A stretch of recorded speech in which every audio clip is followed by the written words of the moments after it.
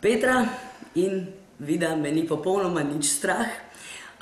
Jaz pa pričakujem, ja, da me bosta presenetila mogoče s čim, da sta se kaj pozanimala o meni, da bosta malo vrtala tudi, zakaj pa ne, se to je edino pravilno, ne? Da bom tudi jaz mogoče kakšno sekundo malo šokirana.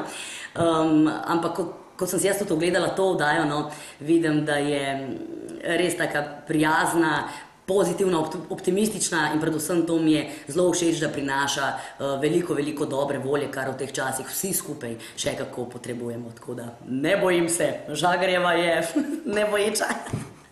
Ker imam rada presenečenja in tudi sama zelo rada presenečam, se nocoj še posebej veselim tega, da bomo skupaj izvedli eno veliko presenečenje za enega od gledalcev, ki o tem seveda nič ne ve.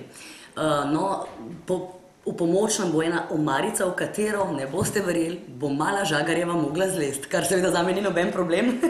In je očitno mati narava vedela, ne, zakaj me je naredila tako malo oziroma zakaj je pri meni šparala pri centimetrih. Zato, da me bodo lahko, ko bom na svoji samostojni glasbeni poti, zapirala omarice. Skratka, to omarico bo potem seveda ta, ki ga presenečamo, odprl in jaz bom skočila ven in upam, da bo presenečenje uspelo, tako kot si vsi skupaj želimo. Bom pa v oddaji predstavila tudi del svoje nove pesmi, ki ima naslov Kako je vroče, seveda z namenom, da bi nam bilo skupaj čim bolj vroče. Nocoj ob 20. na Pop TV v oddaji Vid in Pero Show.